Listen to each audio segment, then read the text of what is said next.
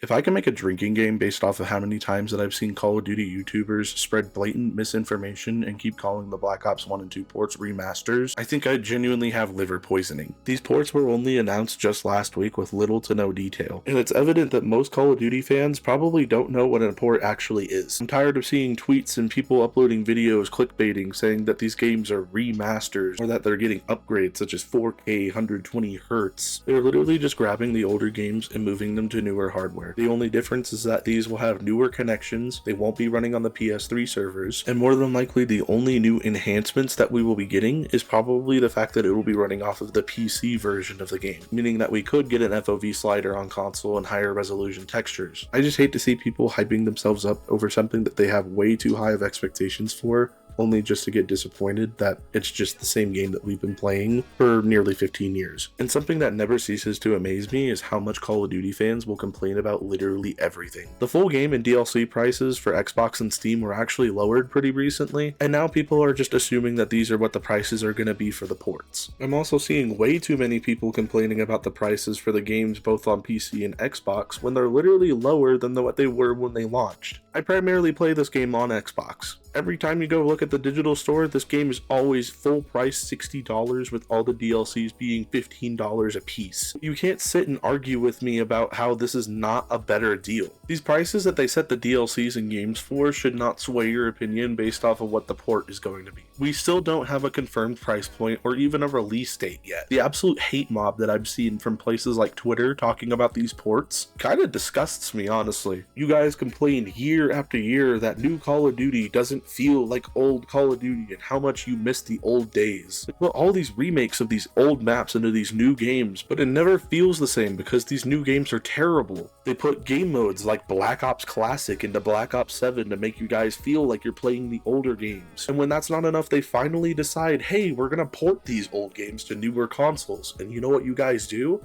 You complain. You say, hey, this is not what I was expecting. You say, hey, where's my super ultra deluxe remastered 120 FPS 4K version of the game that I saw that on a tweet that only had 100 likes. What's this? You guys only lowered the game by $20 and you're charging $5 less for the DLCs? Like, I get the games are old, but they lowered the prices for these games significantly. And for a more stable and safer way for us to play a game, I'll take it. You can't play Black Ops 2 on Xbox without a modded console or a VPN. And don't even get me started about how unsafe it is to play the base version of the game on PC without using launchers like Plutonium. For them to put this game on the PS4 and give it backwards compatibility with the PS5 is one of the greatest things that they've decided to do in a very long time for these games. The only way that people can play these games on consoles are, again, either playing with modded console users or playing in lobbies that have infection users. These new ports offer a fresh experience for everybody. If the difference between having your address leaked and being able to be comfortable on one of your favorite games is only $40, then I'm taking it. I'm sorry. Overall, to wrap up things here with this video, please take everything that you see on YouTube and Twitter and Instagram, TikTok, wherever you're getting your news about these ports, take it all with a pinch of salt. Unless it's something that comes from Activision or Treyarch themselves, it's really hard to believe anything. These are two beloved games that everybody in the Call of Duty community absolutely adores, and it would be a shame to see the community ruin the experience or potentially get these games canceled just because of speculation and misinformation. I have faith that these games will do well on the PlayStation 4 and 5, but if you disagree with me, please let me know what you think in the comments down below. And if you enjoyed this video and if you'd like to see more from me, please consider subscribing. It's always free and it helps me know that you guys are engaged with my content. With more news that comes out about the Black Ops 1 and 2 ports, I'll be uploading and notifying you guys what's going on. And of course, when these games launch, I'll be trying to upload as much content as possible. Anyway, thank you guys so much for watching, and I'll see you guys in the next video.